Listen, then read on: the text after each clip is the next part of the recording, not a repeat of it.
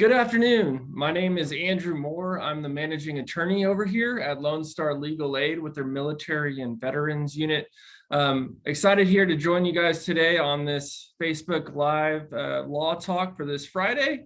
And we're looking to talk about discharge upgrades for our military veterans that we have out there. So brief disclaimer, this presentation is intended to serve as legal information and does not replace legal advice.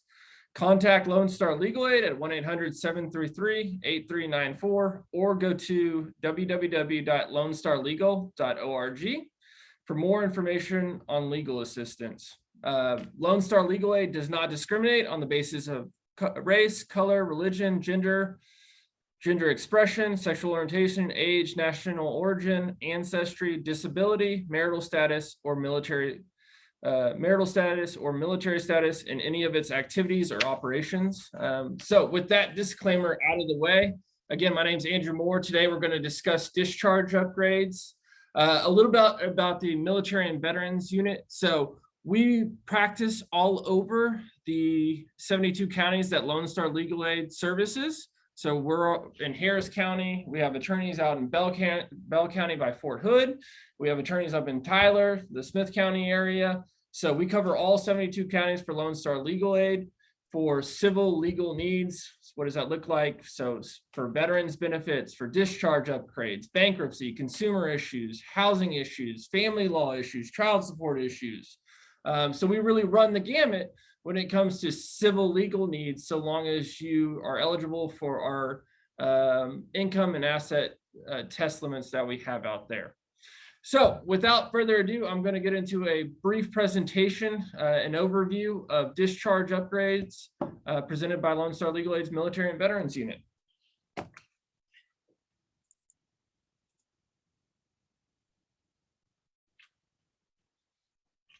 So what discharges qualify for an upgrade? Specifically, that's going to be any discharge that is not an honorable discharge. So if it says OTH other than honorable, bad conduct discharge, anything that is going to be less than that honorable discharge can apply for a discharge upgrade with the Board of Corrections for Military Records or the discharge review boards. All those decisions that are made by the boards are on an individual case basis. And so there's not going to be any kind of boilerplate decision. That's important not only because is it going to be a custom decision, but also it adds to the length of time that it takes for these boards to make determinations on your case. Again, each case is going to be unique with its own set of facts and circumstances. And based on those circumstances, the DRB will make its decisions, or the Board of Correction for Military Records will make its decision in conjunction with any evidence that's submitted and follow the regulations and guidelines that are presented for the DoD. I really want to take a moment on this slide to discuss success rates. So previously, and these success rates are getting better, but previously the Navy and Marine Corps successful upgrade rate was only about 4%.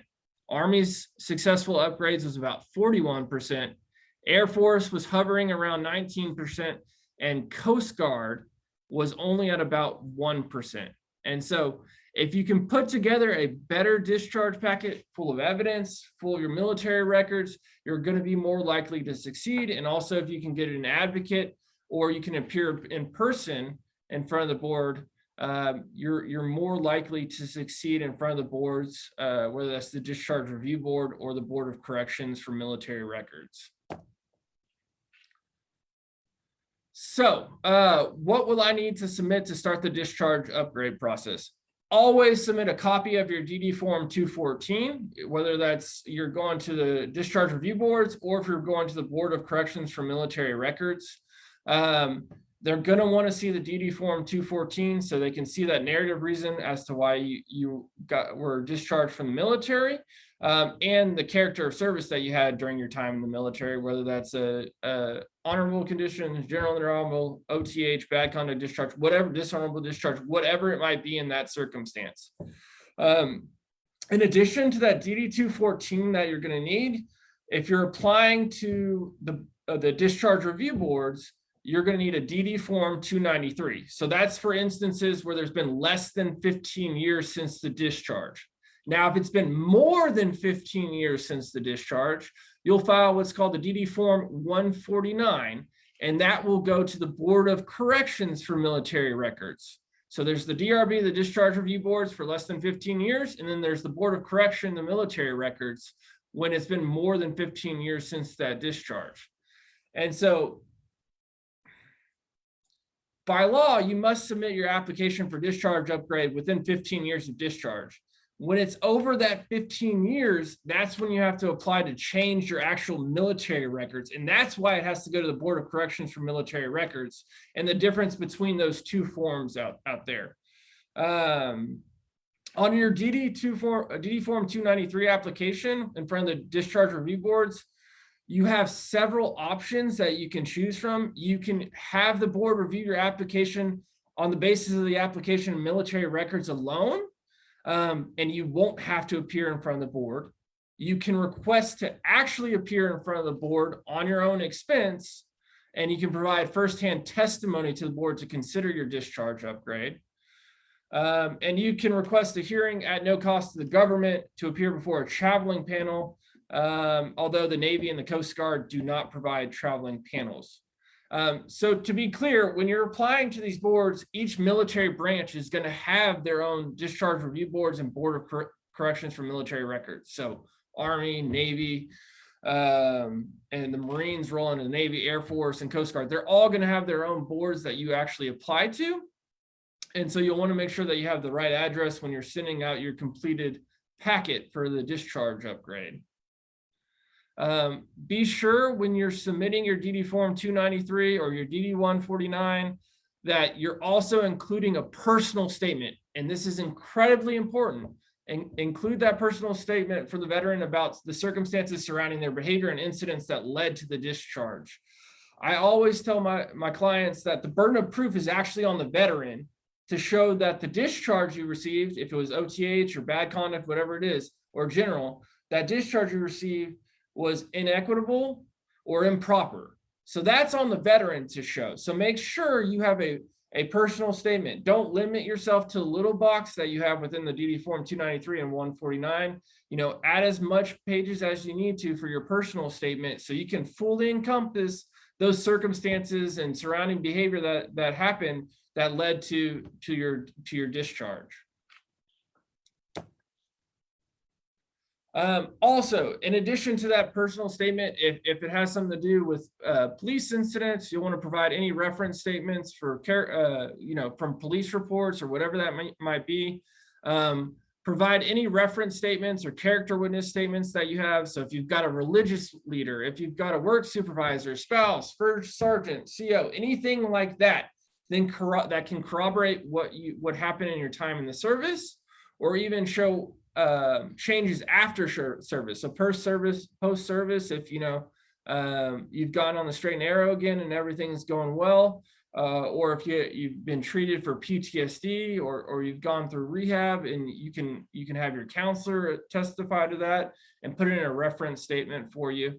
If we are talking about PTSD or some kind of medical issue, you'll want to include any relevant medical records during your time in the service and your post-service treatment records as well, in an attempt to get a full packet out there that's going to put you in the best position to succeed. Like I said before, any police records, anything, police investigative reports that you can get your hands on that's going to be germane to the request for a discharge upgrade, you'll want to include that as well. And again, I can't reiterate enough how important it is for veterans or their advocates to understand that applicants bear the burden of proof before the boards, and they're going to have to present that material evidence to support their claims. So a successful application consists not only of the required forms, but also of that accompanying evidence that we're talking about right now, and arguments that convince the board that a discharge upgrade is warranted. So again, that's going to put the veterans in the best chance to succeed. The more documents you can put in your packet, the better, the more likely you are that you're going to get a successful determination from the DRBs or the DCMRs, whichever route you have to go, depending on how long it's been since you have actually applied. For these following categories, the boards generally consider that you have a strong case for a discharge upgrade if you can show these things. So PTSD, mental health conditions, including PTSD, traumatic brain injury, MST, so military sexual trauma, personal assault, or a natural disaster that was out there, is going to put you in the best chance to have a successful packet, or the boards have viewed that as a strong packet once it's been submitted. In cases where the veteran believes that PTSD or another psychological health issue led to the conduct resulting in the less than honorable discharge, it's important that the argument is supported with a properly worded medical opinion. So like we were talking about before, be sure to get your medical evidence in there. And you'd want that medical opinion to explain the cause and effect of combat leading to the stress that's severe enough to lead to the misconduct, right? You want that nexus between your current medical condition or your medical condition during your time in the service and how that contributed to the misconduct that occurred during your time in the military. All right, so how does this all work? How do you put it all together? Like I said before, you'll want to submit the DD form 214. You need to submit the appropriate application form that we were talking about before, and to submit additional evidence to help your application receive a favorable outcome. The DRB will only upgrade your discharge only if you prove that your discharge is inequitable or improper, like I said before. To offer proof, you need to provide evidence such as signed statements from you and other witnesses or copies of the records that support your case. And that's why it's really important to have that personal statement in there that we talked about before. And you can explain what happened and why it's inequitable or improper and why you deserve a discharge upgrade. And then also you want the corroborating evidence. The more people you can get to support your claim, the better off you're going to be. So whether those statements from people who have direct knowledge or involvement is going to carry substantial weight in front of the boards. Far too often when we see these applications in front of the DRB or the BCMR, we're seeing skeleton applications where everyone's just filling in the blank and that's it. You really need to have all the things that we're talking about. You need to have the personal statement. You need to have the police reports if it's warranted. You need to have your medical treatment records, in service and post-service treatment records. You need to have those corroborating witness statements. That's really what's going to put a solid packet in front of the DRB and really increase your chances of success. Now, after you submit the DD 214, the 293, or the 149 to the boards with your full packet, what's next? Well, a lot of times you're going to have to wait. They say that discharge upgrades can take as little as 6 weeks to as long as over a year. I've never personally seen a 6-week wait time when it comes to a discharge upgrade, and there's been recent litigation and settlements that have caused at least Navy to go back and look at prior decisions, and so you're seeing longer wait times right now. So that's something that's going to be realistically happen when you actually get your file in front of the boards. Depending on, once you get your decision, if an unfavorable decision is received, the veteran will receive a decision with their appeal rights, and then you can also appeal that decision if you desire to do so. Usually you're going to want some material and substantial evidence to submit to support your actual claim. That's going to put you in a better chance to succeed should you try to appeal it from there. Now, if your discharge is changed, you will receive a new discharge certificate, a new DD 214, and the decisional document of the DRB or the BCMR.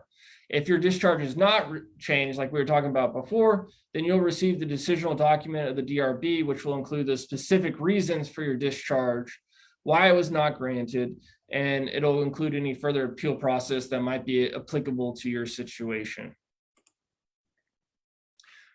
Why are discharge upgrades so important for our veterans, their dependents, and their spouses? It can potentially qualify for you for VA service-connected disability benefits or non-service connected pension. It's one of the only ways to get to the GI Bill. So you have to have an honorable discharge in order to get access to the GI Bill. It's incredibly important to get a discharge upgrade to do that, whether it's in front of the DRB or the BCMR, and it can help you get qualified for the VA home loan and VA small business loan that's out there as well. So it can really benefit our veteran population to get access to all these benefits through the VA and healthcare benefits through the VA, and access those things that our veteran population should be entitled to.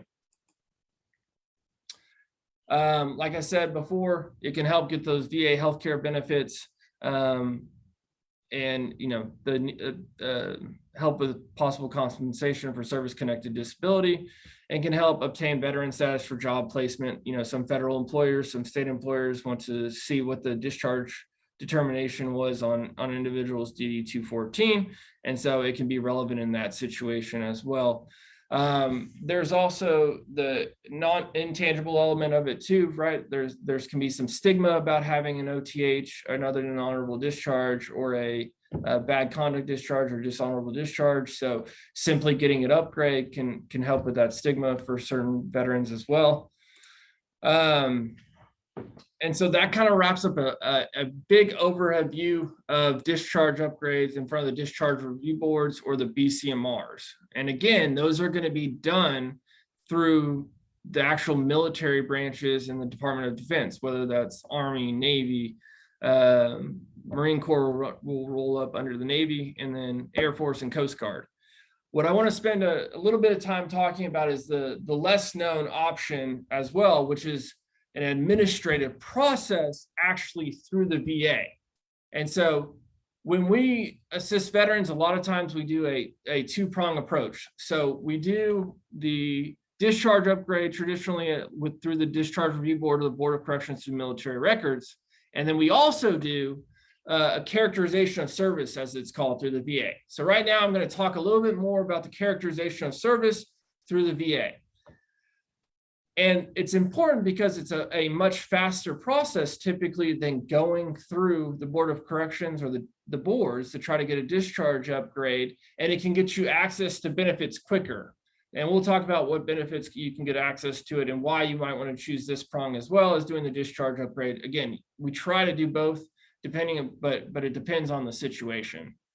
So how do you go about requesting a characterization of service through the VA? Well, there's not a specific form requesting the VA to determine that characterization of discharge.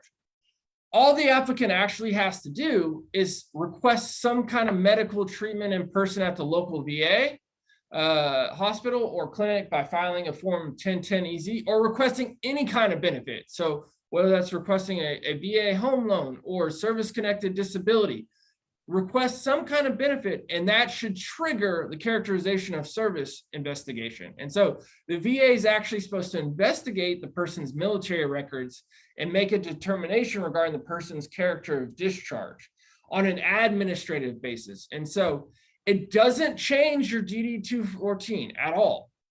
But for the purposes of the VA and benefits, you're held to have an honorable discharge so that you can gain access to those benefits. So, as I was saying before, the VA can decide that the person is honorable for the purpose of granting those requested VA health benefits or service-connected disability or non-service-connected pension, whatever that benefit is that you applied for, once it has examined all the evidence in its possession. And so just like we were talking about before, you can submit all that documentation to the VA, and you can actually request a hearing as well in front of a hearing officer or VA representative.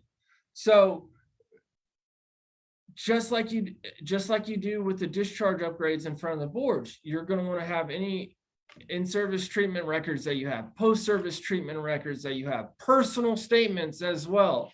If it's some kind of law enforcement issue, then police reports, investigative reports, corroborating witness statements, all of those things so that you can make it possible for the VA to find that you're actually going to be held as honorable for the purpose of granting those benefits that we talked about before.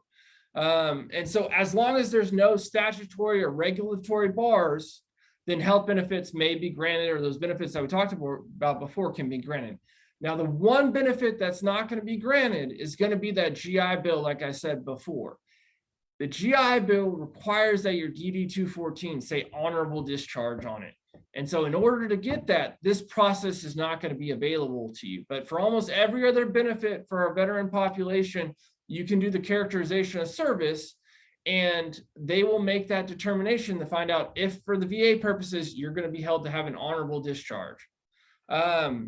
And so to be clear, this favorable finding isn't going to actually upgrade that discharge characterization for the person's separation from the military. It's only going to be for the administrative purposes within the VA, but it's going to help gain access to those desperately needed benefits. So I want to briefly compare the VA characterization of discharge versus the traditional discharge upgrade. So who's going to make that determination whether the veteran has is going to be held to have an honorable discharge from their time in the service? Well, for the characterization of service, that's going to be the VA. It's going to be an administrative decision that's going to make that determination. For the boards are going to make that determination for a discharge upgrade if you're filing a DD Form 149 or DD Form 293. And it'll specifically be by whatever that veteran service department is, whether it's Army, Navy, Air Force, like I said before. I want to keep driving home for that characterization of service that it actually does not change the bad paper that you have. It does not change the DD-214. It's only for administrative purposes, while a traditional discharge upgrade in front of the boards will actually change that DD-214, and you will get issued another DD-214 with that determination letter that you get from the boards. The benefit of doing a characterization of service through the VA is going to be that time. Usually it's only about 2 to 3 months to get a determination through the VA, whereas through the actual boards, on average, the discharge upgrade is going to take at least 6 months to get some kind of determination. So, you can get those health benefits through the VA, you can possibly get service connected and those kind of things by simply doing the characterization of service through the VA. And then if you get denied through the actual VA, you can appeal that, and it's not going to have any kind of negative impact on your discharge upgrade either. So the benefits of doing the characterization of service, like I said before, through the VA, it's going to allow the veteran to obtain benefits earned from their service. And the same with the discharge upgrade. Once you get your paper upgraded on the DD-214 to an honorable, then it'll allow for those veteran benefits from your time in the service. And then through both the boards and the VAs, any negative outcomes can actually be appealed as well. So what benefits are actually available to veterans who aren't able to get an upgrade or without any kind of upgrade? So therapy is available for people who served in a combat theater or who experienced some kind of military sexual assault or military sexual trauma. Those services are going to be available to you at vet centers. Medical care related to sexual assault is also available to our veteran population. And the veteran needs to ask to speak with the MST coordinator at their local VA hospital to get those services. Housing services are also going to be available to our veteran population. So there's homeless shelter services under the Grant Per Diem program and rental support services under the SSVF, which is Supportive Services for Veterans and Families programs. Those are all available to veterans who served in the military unless they received an actual dishonorable discharge. And again, that's available as of right now. These are all subject to change should there be any kind of regulation amendments or anything like that. So that is a brief overview of discharge upgrades for our veterans and their dependents and spouses. If you'd like to call the Military and Veterans Unit to get more information specifically about your case and actual legal advice, you can call 1-844-400-VETS. So that's 1-844-400-8387. You can shoot us an email at vethelp@lonestarlegal.org, or you can look at our website, www.lonestarlegal.org as well. We'd also like to point out our funders, the Legal Service Corporation, Texas Access to Justice Fund, Texas Veterans Commission, and and thank our funders for their time. Again, one more time on the disclaimer, this presentation is intended to serve as legal information and does not replace legal advice. So contact Lone Star Legal Aid, like we said before, for more information on legal assistance. Lone Star Legal Aid does not discriminate on the basis of race, color, religion, gender expression, sexual orientation, age, national origin, ancestry, disability, marital status, or military status, and any of its activities or operations. So if there's no questions, I will bid everyone a happy Friday and enjoy the weekend. I appreciate everyone's time and thank you for joining us today.